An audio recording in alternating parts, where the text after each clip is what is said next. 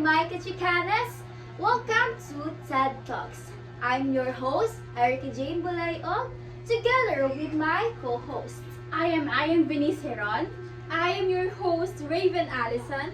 We're here again not just to chica, but also to learn something new.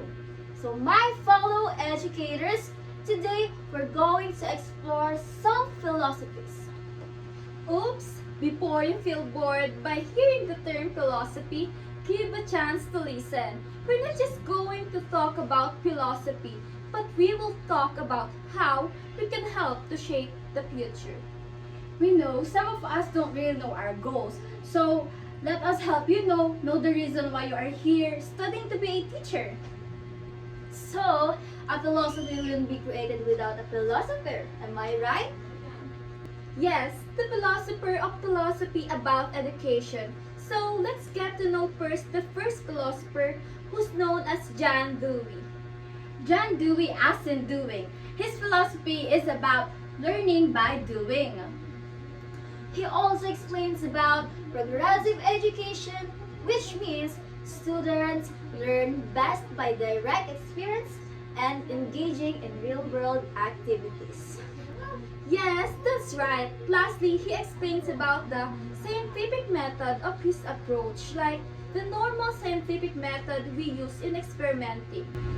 And let's not forget about the second philosopher who's Paulo Freire, the one who most disagrees with the teaching by banking approach. Alright, so he's known for his philosophy about problem-posing approach by letting the students generate questions and give their own answers. Yes, that's the most interesting approach I heard, so I haven't forgotten about it. Me also, but let's not forget about the critical pedagogy, the one that involves continuous and dynamic processes. The one about learning, relearning, reflection, and what's the last one again? Evaluation, that's it. Yes, it is. So our two philosophers are John Dewey as in doing and Paulo Freire. And what we're going to discuss is what will happen if we combine those two philosophies about progressive education and problem posing. I think let's name it Do Experiencing. Sounds perfect. That's wise of you. No problem, Raven. Ano ka ba? Okay, here we go. Let's now also get to know our guests from the first year students in Teachers Education Department. So let us have first Carlo Garcia. Okay. And second is IJ Polancos. And last but not the least, John Mark Premista. You can now see it. Thank you. So, hello first years. Welcome to TED Talks. Please let the audience know your names. Hello, my name is Carlo Garcia. Hi, I'm IJ Polancos. And I'm John Mark Fermista. Alright, thank you. So for everyone's curiosity, we invite them to hear some real-life experiences. Yes, that's right, Ayan. Therefore, let's now dive into our discussion. To our guests, we're curious about the most memorable topic in your whole school life that you haven't forgotten about. Opsy guys, let me answer first. Naalala ko nung grade 12 kami, pinagawa kami ng teacher namin ng isang documentary. And our subject is all about creative non-fiction. So lahat ng natutunan namin doon, ito lang yung nagamit namin sa ginawa naming documentary. Like, going through different barangays, going through different barangays, interacting with people, and most especially, getting the answers to our questions. Huy, since same school tayo noon, ginawa rin namin yan. We really learned about different perspective and life of people. How about you guys? Ako naman, yung galing sa akin garo ng grade 11. The Big Bang Theory. The universe expansion from extremely hot dense state 13.8 billion years ago. And yung sa akin naman is nung grade 10. My science teacher brought this visual aid that she made herself. It's a model of the plate boundaries. And this model can actually like interact with it. And it's, you know that tectonic plates, you can actually move it around, very similar to how it would be in real life. So it really helped us grasp the concept of plate boundaries much easier. Grabe naman yan. That's incredible, guys, ha? So, like your teachers are really creative to the point that you still remember it. Wow. For real, let me share my experience about what I remember sa pagtuturo ng teacher namin nung senior high school ako. Like, sa tuwing patapos na yung discussion niya sa amin, nagtatanong siya tapos kapag tapos na yung discussion niya, hindi niya sinasagot yung mga tanong namin. And seems like kami yung gusto niya makaalam nung sagot sa mga tanong namin. And mahilig din siyang mag-parecitation and magbigay ng follow-up questions. And then, ang pinakamagaling doon is whenever we ask him question, he doesn't answer it and just let us think about it until the end of the discussion. Oh, that's kinda amazing if we think deeper about it. Like he's doing the problem-posing approach. Yes, he's a social sciences teacher, that's why he does that approach. Oh, that's why. And now, what if we mix those two philosophies into a modern philosophy that would work out nowadays? We called it do experiencing. Sounds good. Yes, it's like students are given the chance to make their own question and answer it by their own experiencing on how to make or find the answer to it step by step. Like for example, if they are curious about something, then they must answer it on their own, and if possible, they must experience it to find the answer by themselves. Imagine it. As for example, what James shared earlier, the way they make the documentary.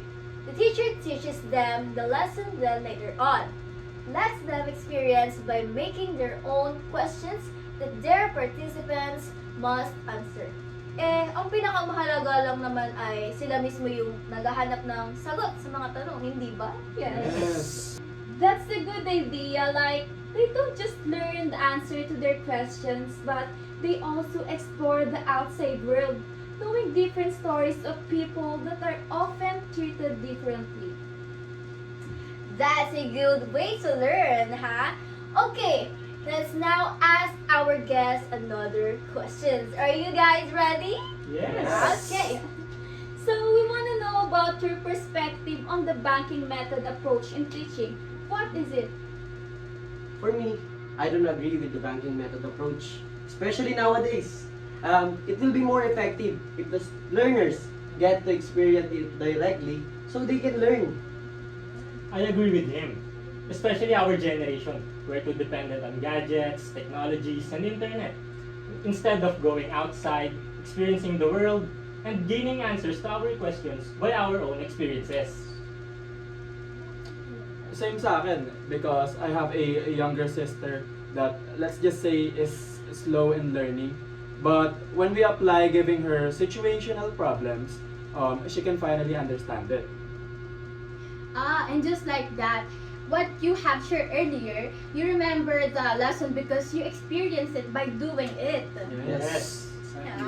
Yes, that's why it is important to explore the things out rather than just learn from the written lessons that could be possibly forgotten easily. I agree. So now, as we talk pala, we also find another philosophy na pwedeng magamit sa future generations, ano?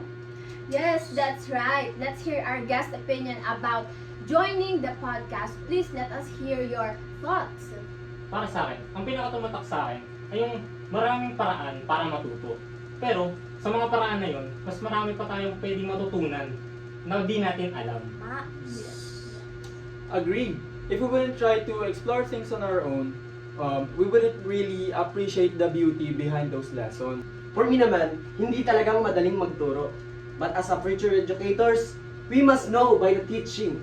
We are also building the student to be better. Yes, to be better. So, as much as possible, let's think critically and creatively on how students can learn. Oh wow, what an impactful reflection, Mr. IJ. So, for us, the host, we are not just having a chika lang naman talaga dito, but we're also combining different ideas and perspectives that the audience could hear. Other than that, our voices really have different perspectives, but our own minds know how to cooperate when it comes to shaping the society. Yes, this is the mindset of all future educators. I think we're not just a teacher, but we are an educator, the agents of change, right? Yes! Yeah, we really are the agents of change as we can see. That's why, as an educators, we must know this philosophy of education because other than that, what we talk about today, other philosophy of education have a one goal. It is the way they want the students to learn by direct experience, and also the student is the center. Participation and voice matters. Teaching is not just about the teacher, it is both about the teacher and the students. By actively engaging and participating. Therefore, our podcast has come to an end. Oh no! Remember, education is the kindling of a flame, not the filling of a vessel. Thank you to our guests for coming and thank you for listening to us, mga future educators. This has been